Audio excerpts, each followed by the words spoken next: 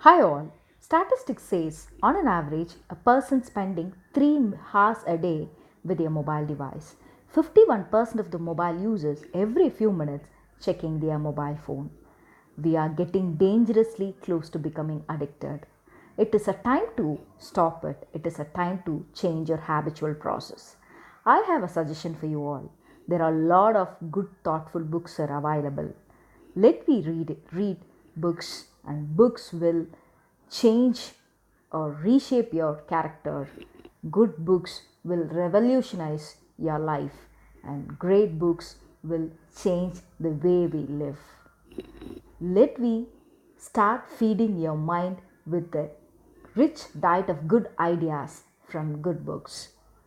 Hereafter, carry your books under your arms. Read your books regularly. Change yourself and change the world. Have a great day to all. Thank you.